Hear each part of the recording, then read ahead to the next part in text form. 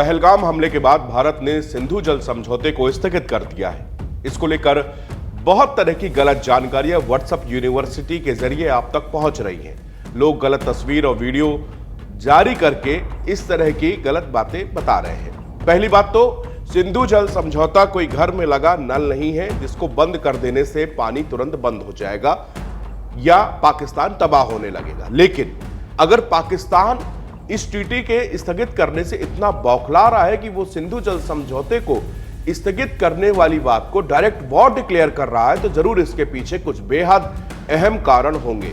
वो कारण और इस समझौते को बेहतर तरीके से सही जानकारी देते हुए आपके सामने मैं विनीत त्रिपाठी हाजिर हूं। जम्मू कश्मीर के अंदर पहलगाम में कायरतापूर्व भरे आतंकी हमले के बाद भारत सरकार ने बड़ा कदम उठाया। इसके तहत पाकिस्तान के साथ हुए इंडस वाटर ट्रीटी या IWT को फिलहाल रोक लगा दिया गया है। 23 अप्रैल की शाम को प्रधानमंत्री नरेंद्र मोदी की अध्यक्षता में हुई कैबिनेट कमेटी ऑन सिक्योरिटी यानी कि CCS की बैठक में इसको फैसला लिया गया, जिसमें गृह मंत्रालय अमित शाह, रक्षा मंत्री राजनाथ सिंह और विदेश मंत्री एस जयशंकर भी मौजूद थे। इसके कुछ ही देर बाद विदेश मंत्रालय की ओर से इस प्रेस ब्रीफिंग में इस बात की जानकारी दी गई। जानिए सिंधु जल समझौते के बारे में, जिस पर आने वाले आपको कुछ समय में आपसे इस तरह के सवाल पूछे जा सकते हैं या आपको इसकी जानकारी होनी चाहिए। आतंकवाद पर पक्की और निर्णायक कार्रवाई करने तक रोके गए सिंधु जल समझौते के टूटने से पाकिस्तान को कई नुकसान पहुंचाए जा सकते हैं। सिंधु जल समझौता स्थगित करने का असर पाकिस्तान में खेती की 19% जमीन यानी कि 4.7 करोड़ एकड़ इलाके पर होगी, जहां पर सिंचाई के लिए पानी सिंधु नदी से ही मिलता है। खेती से पाकिस्तान की नेशनल इनकम में होने वाले 23% योगदान पर भी असर हो सकता है। पाक की 68% ग्रामीण जनता खेती पर ही आश्रित है। सिंधु के पानी में भारत की ओर से कटौती करने का पर पाकिस्तान के तार, बेला और मंगल हाइड्रो पावर प्रोजेक्ट पर असर होगा। यहां बिजली उत्पादन 3 से 50% तक प्रभावित होने से उद्योग और रोजगार पर भी डायरेक्ट असर पड़ेगा। भारत और पाकिस्तान ने 9 सालों की बातचीत के बाद सितंबर 1960 में IWT पर हस्ताक्षर किए थे, जिसमें विश्व बैंक की मध्यस्थता के रूप में इस संधि में हस्ताक्षर भी है। संधि ने निर्धारित किया कि सिंधु नदी प्रणाली की 6 नदियों के जल को भारत और पाकिस्तान से कैसे साझा किया जाएगा। सिंधु जल समझौते के तहत हुई भारत पाकिस्तान की संधि सिंधु नदी और उसकी 5 सहायक नदियों जैसे कि सतलज, ब्यास, रावी, झेलम और चिनाब के पानी के उपयोग पर दोनों पक्षों के बीच सहयोग और सूचना आदान प्रदान के लिए एक तंत्र निर्धारित करती है। सिंधु जल समझौते में 3 पश्चिमी नदियां सिंधु, चिनाब और झेलम को अप्रतिबंधित जल उपयोग के लिए पाकिस्तान को दिया गया है। भारत की ओर से कुछ गैर उपभोग जैसे कि कृषि और घरेलू उपयोगों को छोड़कर अन्य तीनों पूर्वी नदियां रावी, ब्यास एवं सतलज का जल उपयोग के लिए भारत को आवंटित किया गया है। इसका मतलब है कि सिंधु जल समझौते में पानी का 80% हिस्सा पाकिस्तान पे चला गया, जबकि बाकी 20% या 20% जल भारत के उपयोग के लिए छोड़ा गया। सिंधु जल समझौते के तहत भारत पाकिस्तान के स्थायी आयुक्तों के साथ एक स्थायी सिंधु आयोग भी बनाया था।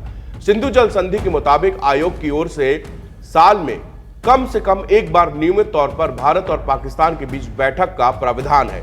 झेलम, चिनाब और सिंधु के पानी पर पाकिस्तान का अधिकार है। सिंधु जल समझौता IWT के अनुलग्नक C के भारत को कुछ कृषि उपयोग की अनुमति है, जबकि D इसे रन ऑफ द रिवर की श्रेणी में आने वाले जल विद्युत परियोजनाओं का निर्माण करने की अनुमति देता है, जिसका अर्थ यह है कि इस संधि के तहत पानी का भंडारण या पानी को रोकने की अनुमति भारत को नहीं है। 19 सितंबर 1960 को सिंधु जल समझौते पर हस्ताक्षर किए गए। 6 नदियों को लेकर संधि हुई। 3 पूर्वी नदियां व्यास, रावी और सतलुज और 3 पश्चिमी नदियां सिंधु, झेलम और चिनाब है। IWT समझौते में 80% पानी पाकिस्तान को जबकि 20% भारत को जाता है। अब थोड़ा इसकी कहानी पर गौर कर लेते हैं। ब्रिटिश राज के दौरान दक्षिण पंजाब में सिंधु नदी घाटी पर बड़ी नहर का निर्माण करवाया गया था। उस इलाके में इसका इतना लाभ मिला कि बाद में वो दक्षिण एशिया का एक प्रमुख कृषि क्षेत्र बन गया। भारत और पाकिस्तान के बीच बंटवारे के दौरान जब पंजाब को विभाजित किया गया तो इसका पूर्वी भाग भारत के पास और पश्चिमी भाग पाकिस्तान के पास गया। बंटवारे के दौरान ही सिंधु नदी घाटी और इसकी विशाल नहरों को भी विभाजित किया गया, लेकिन इससे होकर मिलने वाले पानी के लिए पाकिस्तान पूरी तरह भारत पर निर्भर था। पानी के बहाव को बनाए रखने के उद्देश्य और पूर्व पश्चिम पंजाब के चीफ इंजीनियरों के बीच 20 दिसंबर 1947 को एक समझौता हुआ। इसके तहत बंटवारे की पहले से तय किया गया कि पानी का निश्चित हिस्सा भारत को 31 मार्च 1948 तक पाकिस्तान को देते रहना है।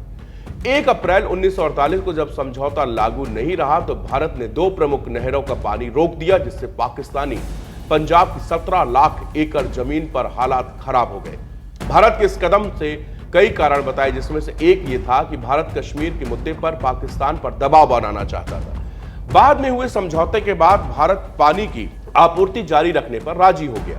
एक अध्ययन के मुताबिक 1951 में प्रधानमंत्री जवाहरलाल नेहरू ने टेनेसी वैली अथॉरिटी के पूर्व प्रमुख डेविड लिलिंगटन को भारत बुलाया। लिलिंगटन पर पाकिस्तान भी गए और वापस अमेरिका लौटकर उन्होंने सिंधु नदी जल बंटवारे पर एक लेख लिखा। यह लेख विश्व बैंक प्रमुख और लिलियंथल के दोस्त डेविड ब्लैक ने भी पढ़ा और उन्होंने भारत और पाकिस्तान के प्रमुख इस बारे में संपर्क किया और फिर दोनों पक्षों के बीच बैठकों का सिलसिला शुरू हो गया। ये बैठकें करीब 1 दशक तक चली और आखिरकार 19 सितंबर 1960 को कराची में सिंधु नदी समझौते पर हस्ताक्षर कर दिए गए।